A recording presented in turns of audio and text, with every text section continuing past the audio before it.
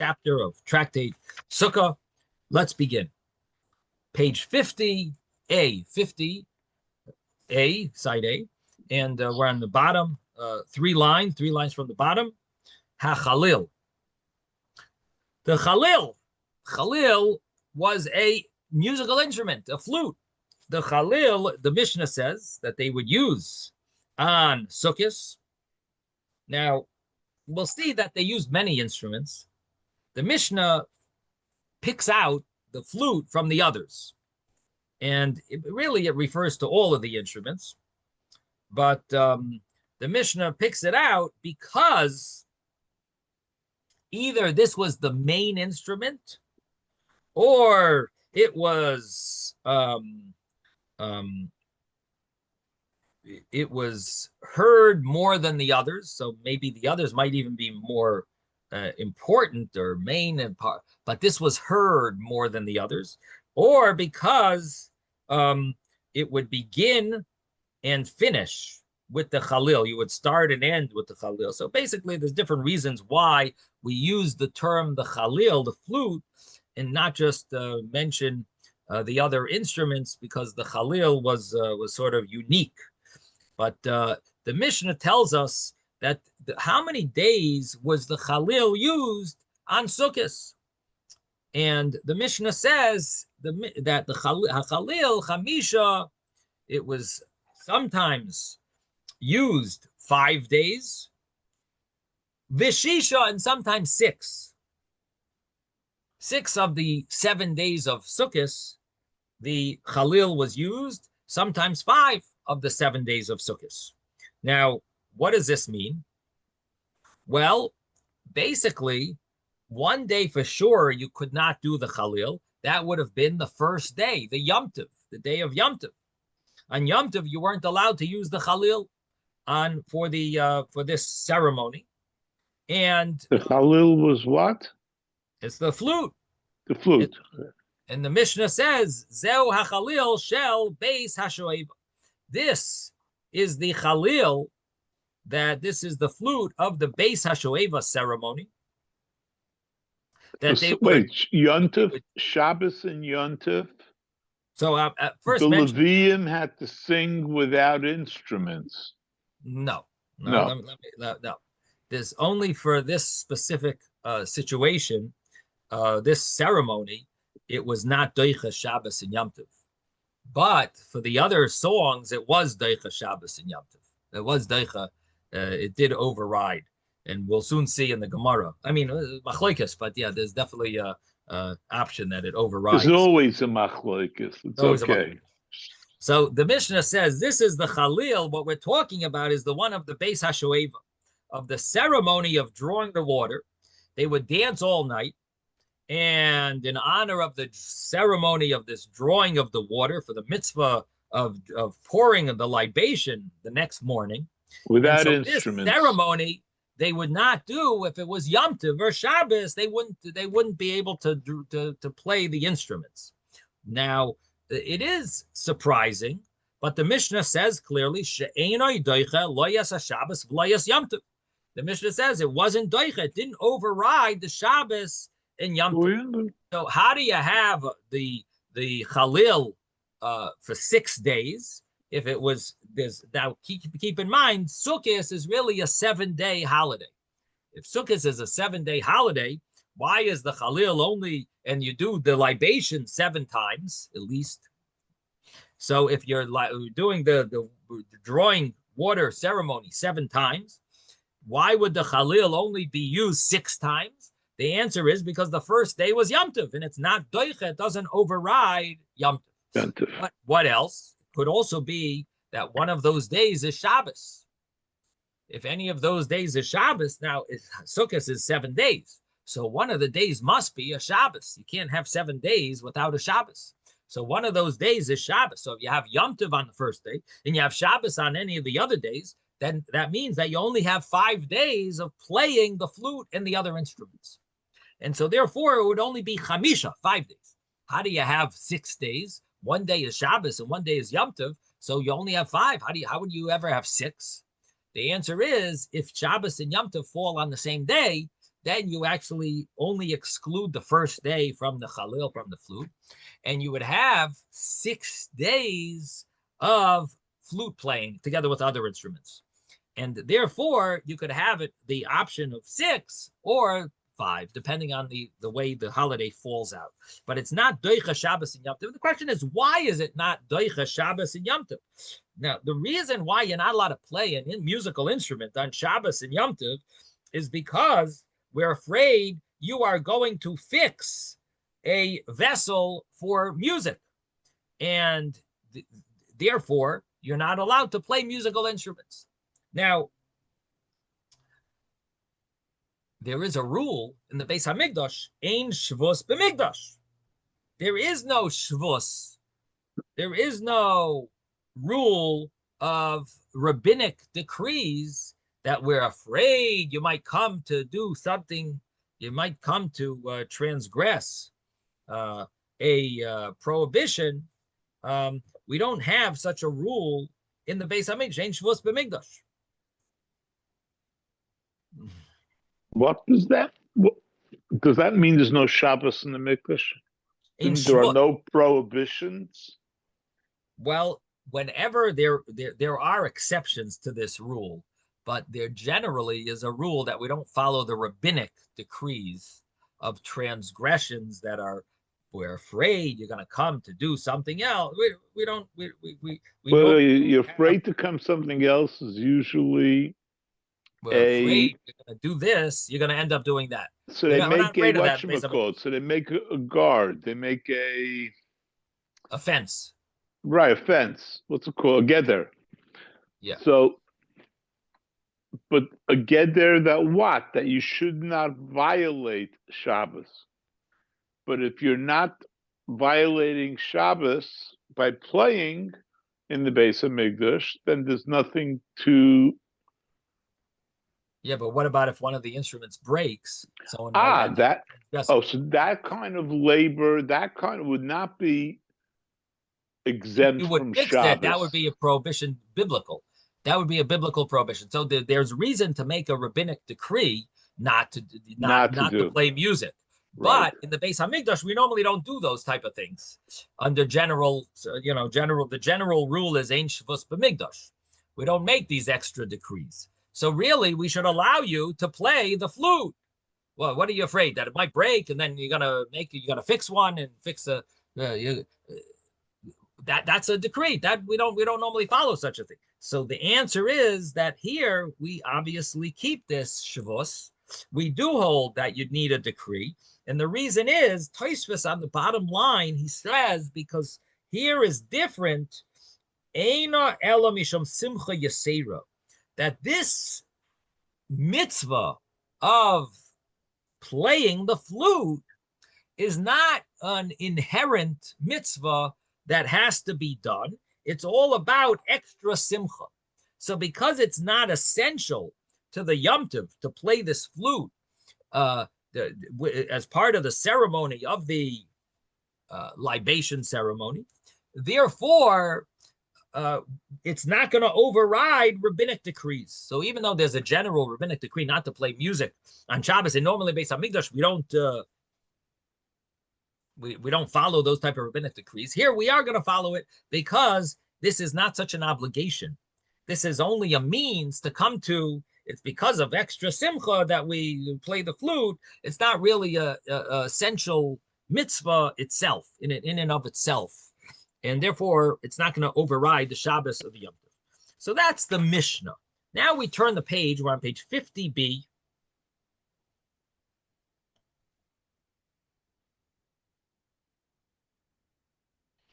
And I should mention that Rashi adds in over here, this is the Chalil of the Beis HaShoeva. What the Mishnah is saying by emphasizing that is that this is the flute that they would add in joy in order to fulfill the concept of the water libation that was done with joy. And so the Mishnah is really emphasizing that this is the Chalil that it's all about the Beis HaShoeva.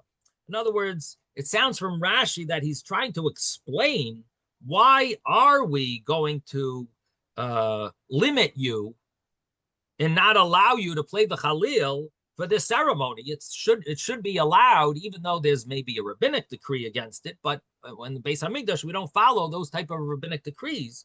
And the answer is because this is the Chalil that's part of the Beis HaShoeva. It's like it's only a means to come to the it's only an accessory. It's like a tuffel. It's like a secondary to the Nisach Hamayim. It's only secondary to the water libation ceremony, which is done with joy. So the whole simcha is with a reason behind it, for something else. It's a simcha for the ceremony of the Nisach Hamayim, of the water libation. So that's basically the point that the Mishnah is making, is that it's not going to be Doicha Shabbos or Yom Tov, that the musical instruments will not override Shabbos or Yom Tov. Now, it is interesting because Rashi makes a big deal out of this, that the whole joy is all about the Simchas Beis HaShoeva. In the other Rishonim, like the Rambam, we do find that the joy of the Beis HaShoeva is really connected to the holiday joy. See, Rashi makes it very limiting, that it's limited, it's based on the Nisach Hamayim. It's based on the water ceremony. The Rambam seems to say, gives an understanding that the joy that we're dealing with the Simchas Beis HaShoeva on Sukkot is really an extension of the regular holiday joy. It's like it's part of that joy. In other words, it's not specifically connected to the joy of the water ceremony. It's more of an extension of the general. There's a mitzvah on all Yom Tov to be joyous. On Sukkot, we're extra joyous. It's like it's part of the joy of the regular holidays. Sukkot happens to be happens to have some extra, but it's part of the regular joy of Yom Tov. The Rashi learns that it's really like an entity in its own right. It's a joy connected to the ceremony of the water libation, not about the holiday joy. It's a ceremonial joy, and according to the Rambam, it's connected to the holiday. It's a holiday joy. But anyway, that's these are the understandings about this joy that we're going to be learning about, this great ceremony that they had great joy when they performed this during the whole performance. Now, Itmar, the Gemara says that we're on page 50b, the top line, top word. Itmar, it was said in the Beis Medrash. Rav Yehuda and Rav Eno, two rabbis of the Gemara, of the Talmud, Rav Yehuda and Rav Eno, and they were in the Beis Medrash. Or in the Beis Medrash, it was stated that there's two opinions, Rabbi Yehuda, Rav Eno. Chad Tani Shayeva, Chad Tani Chashuva. One of them had said that the wording in the Mishnah is Shayeva, Simchas Beis HaShoeva. The other one says the wording in the Mishnah is Simchas Beis HaChashuva, the holiday of the ceremony that's important, that's significant. The house that had a significant ceremony done.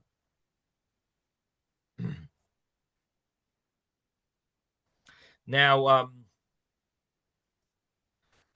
what does this mean? What this means is that it was unclear the exact wording of the Mishnah. And even though our Mishnah, the way it's printed, it says Shoeva, Beis HaShoeva, there was question if that was the right wording.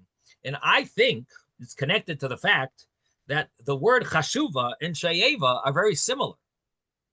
And it's possible that it was a hey shin with a line on top. And you were supposed to either read it Hashayeva with a hey shin, or maybe it was a ches shin. Yeah, I'm just guessing that maybe that's the source. Again, I didn't see this anywhere, but I'm guessing that maybe that's the source of where this mistake, where this question came from. Maybe it was like a ches and a shin, and sometimes a ches gets rubbed out a little, looks like a hey and a shin. So it was either hashoeva or chashuva.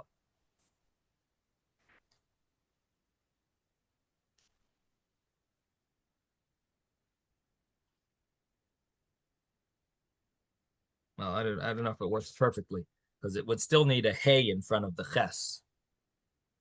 Yeah.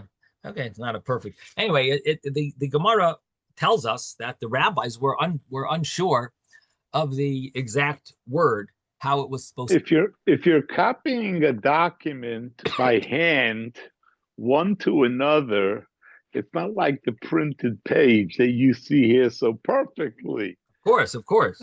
No, I was trying to come with the specific what the mistake exactly was. Right, letter for letter, you're trying to trace it. I'm saying it's enough for me if it looks alike. Right. Right. They do look very similar. Shoeva and Chashuva are very similar letters, you know. But anyway, bottom line is that there seems to be two ways, two versions of what they understood the Mishnah should say. Now, Amar Mar Zutra. Mar Zutra comes along and he says, Man de Tani Shoeva loy mishtabish. The rabbi that says that the wording is supposed to be Shoeva is not mistaken in his version. Uman de Tani Chashuva loy mishtabish, and the one that says Chashuva is also not mistaken, meaning that Hashem wanted it to be this way because both of them are correct.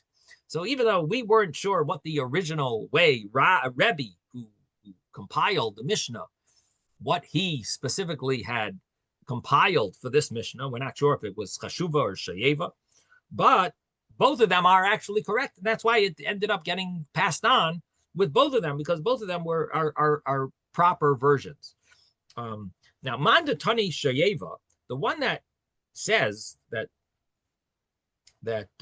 learns it with the word Shayeva, loy mishtabish isn't wrong, d'chsiv, because it says this type of term in the pasuk of Isaiah. It says ushavtem mayim b'sasai. So it is the word Shayeva. You should draw water with joy. Umandatani Chashuva, and the one that teaches that the wording is Chashuva, that this is a ceremony that's very significant. Loy mishtabish is also not wrong, because Damar Rav Nachman mitzvah Chashuvahi. This is a very significant and crucial mitzvah. Uva misheshis mei bereshis, and it comes all the way from the beginning of creation. Which the meaning of this is that the way when Hashem created the world, He created these shisin, these pipes, and what was the purpose of these pipes that were under the altar? The purpose of them was for the libations. This was quite crucial, quite important for Hashem to create, and as part of the things that were created. As part of the Sheshis Mei Bereshis, from Sheshis Mei Bereshis. Now, the Maharsha does ask a question here. He says, it would seem that it was also for the wine. So who says that the water was that important and more important than the wine? Maybe the wine was the main thing. There's definitely a hollow under the altar. And that hollow went all the way down to the Tahaim, according to the understanding here that there was another opinion, but our understanding is that it was created from the 6 days of creation, and there's a hollow there, and it was used for the libations, and that shows that this is quite important. When Hashem created the world, He included that in it. This was not like a side thing; it was really a important part of the creation of the world. But maybe the main purpose of it was for the wine and not for the water. So who says that it's for the water?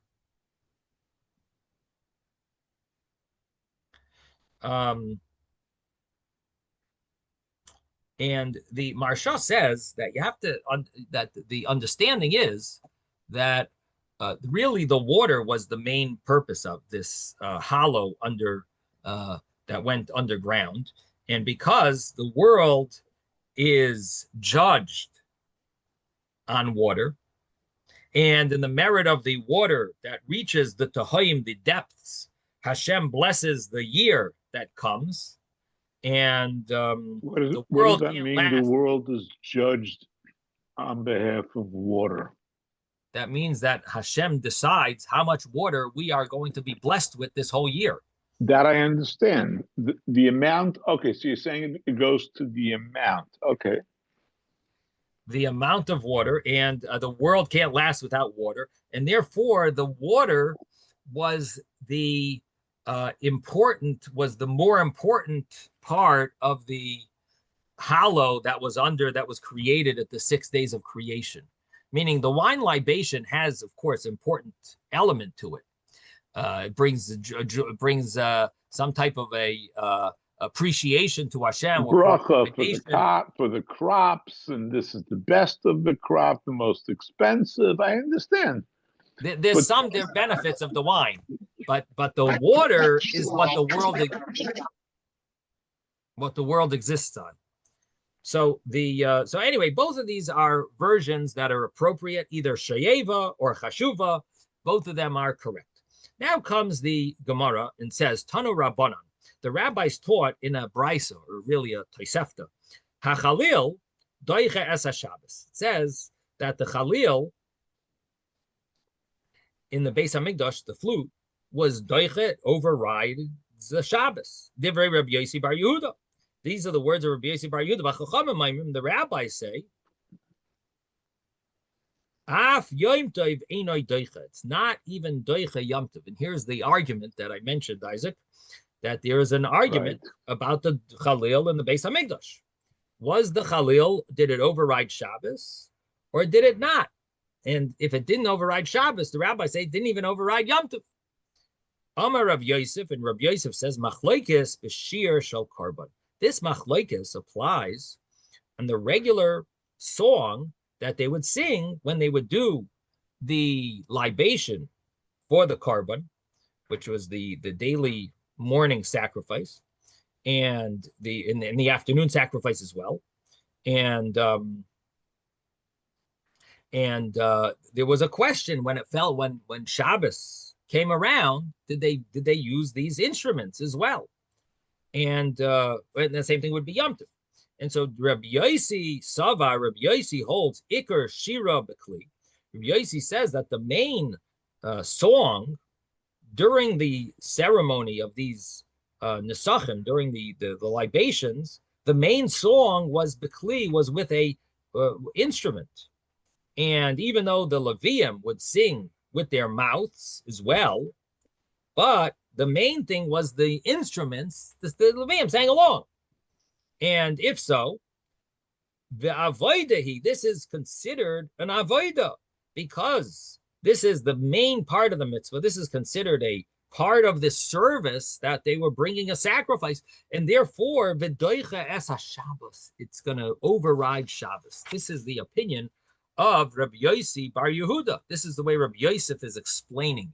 That Rabbi Yosef is explaining Rabbi Yossi bar Yehuda's opinion, and he says that the Chalil that we're talking about here is the flute and the other instruments that were done at the time that they would bring a sacrifice. And the reason why it overrides Shabbos is because the main involvement of music was the instruments, was the instrumentals, was the instruments, not the voice, but the instruments. And therefore it overrides Shabbos. Rabbanan Savi, the rabbis, which is the other opinion there, the rabbis, that opinion of the rabbis that it doesn't override Shabbos. You know why? Because Iker, Rabbanan Savi, the rabbis hold Iker Shira is Bepeh. The main service that was done during the sacrifices was the Levium singing with their mouths. And of course, in addition to that, they had accompanied. They were accompanied, right? The lav avodahi, but the music of the instruments was not an avodah. It's not a part of that avodah. It's an accompaniment. as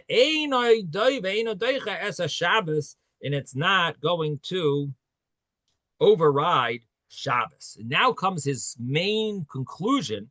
Aval, but comes along Rabbi Yosef, and he concludes his statement. He says, but Shir Shel Shoyeva, the song of the Simchas Beis HaShoeva, Divrei HaKol, everyone agrees, even Rabbi Yossi Bar Yehuda agrees, Simcha he ve'ena doichas Shabbos. It's only connected to joy, and it's not part of the avodah. It's not part of the service. This is only connected to joy. In the way Rashi has it, it's called Simcha Yasera.